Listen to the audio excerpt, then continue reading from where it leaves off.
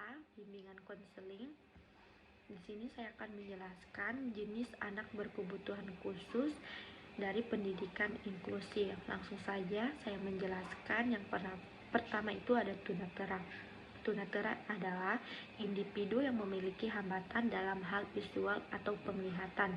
Gangguan penglihatan ini dapat terjadi secara permanen ataupun tidak permanen. Yang kedua, tunarungu. Tunarungu adalah individu yang memiliki hambatan dalam pendengaran baik permanen maupun tidak permanen.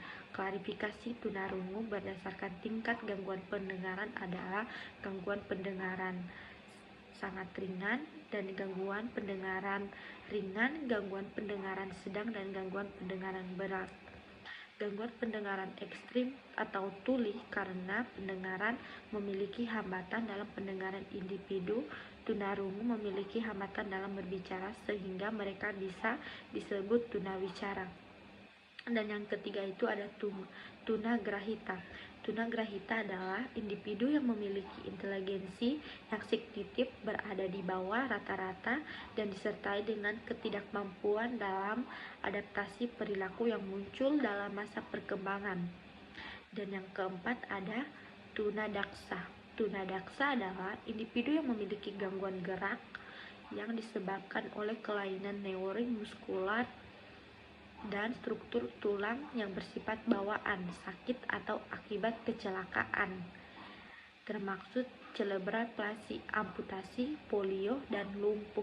Tingkat gangguan pada tunadaksa adalah ringan, yaitu memiliki keterbatasan dalam melakukan aktivitas fisik, tetap memiliki dan mengalami gangguan koordinasi sensorik.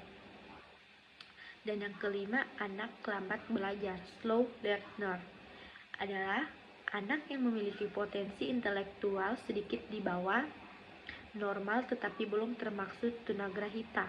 Dalam beberapa hal mengalami hambatan atau keterlambatan berpikir, merespon rangsangan, dan adaptasi sosial, tetapi masih jauh lebih banding dengan tunagrahita, lebih lambat dibanding dengan yang normal. Dan di sini juga selanjutnya ada anak berkesulitan belajar.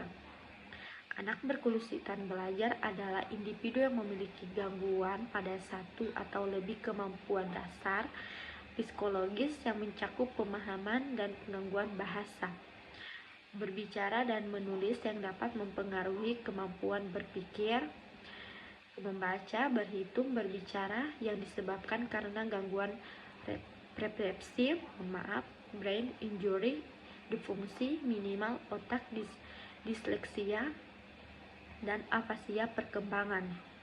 Selanjutnya ada anak berbakat, adalah mereka yang karena memiliki kemampuan yang unggul mampu memberikan prestasi yang tinggi.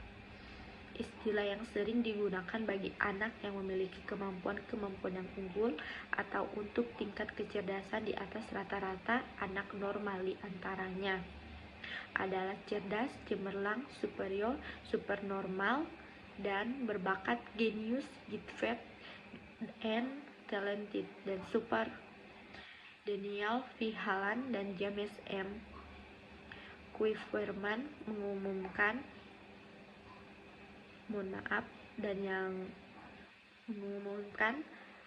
menunjukkan perkembangan yang sangat cepat. Beberapa anak dapat memperlihatkan prognostik dalam area perkembangan seperti bahasa, musik, atau kemampuan matematika. Dan yang selanjutnya itu ada tunalaras, adalah individu yang mengalami hambatan dalam mengendalikan emosi dan kontrol sosial. Definisi anak tunalaras dan emosional handicapit atau behavior disorder lebih terarah bahwa anak dengan hambatan emosional atau kelainan perilaku apabila menunjukkan adanya satu atau lebih dari 5 komponen berikut ini: tidak mampu belajar, bukan disebabkan karena faktor intelektual, sensori, atau kesehatan, tidak mampu untuk melakukan hubungan baik dengan teman-teman dan guru-guru. Dan yang selanjutnya itu ada anak dengan gangguan komunikasi, Anak yang mengalami gangguan komunikasi adalah anak yang mengalami kelainan suara, artikulasi, pengucapan, atau kelancaran bicara yang mengakibatkan terjadi penyimpangan bentuk bahasa, isi bahasa, atau fungsi-fungsi bahasa sehingga memerlukan pelayanan pendidikan khusus. Anak yang mengalami gangguan komunikasi ini tidak selalu disebabkan karena faktor keturunannya. Dan juga ada anak dengan ADHD, Affective Deficit Hyperactivity Disorder, adalah gangguan perkembangan dalam peningkatan aktivitas motorik anak-anak hingga menyebabkan aktivitas anak-anak yang tidak lazim dan cenderung berlebihan. Dan yang selanjutnya ada anak dengan Autistic Spectrum Disorder, autisme.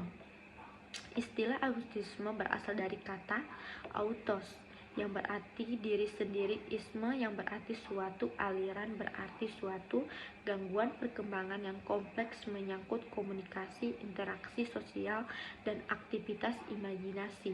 Gejala mulai tampak sebelum anak berusia 3 tahun, bahkan pada autistik infantil gejala sudah ada sejak lahir.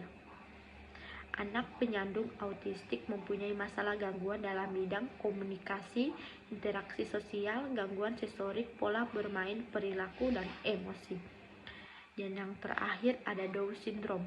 Down syndrome adalah gangguan genetika paling umum yang menyebabkan perbedaan kemampuan belajar dan ciri-ciri fisik tertentu yang disebabkan adanya abnormalitas perkembangan kromosom. Down syndrome disebut juga penyakit genetik karena gangguan kromosom dengan ciri-ciri khas wajah universal, wajah mongoloid. Di masyarakat sendiri, Down syndrome lebih dikenal dengan anak 1000 wajah. Bukan karena wajah anak Down syndrome adalah 1000, melainkan karena ada banyak anak Down syndrome dengan wajah anak-anak Down syndrome itu sama. Down syndrome tidak bisa disembuhkan, namun dengan dukungan, perhatian, dan kasih sayang, anak-anak dengan Down syndrome bisa tumbuh dengan maksimal. Sekian dari saya, itulah tadi materi yang bisa saya paparkan. Lebih dan kurangnya mohon dimaafkan. Assalamualaikum warahmatullahi wabarakatuh.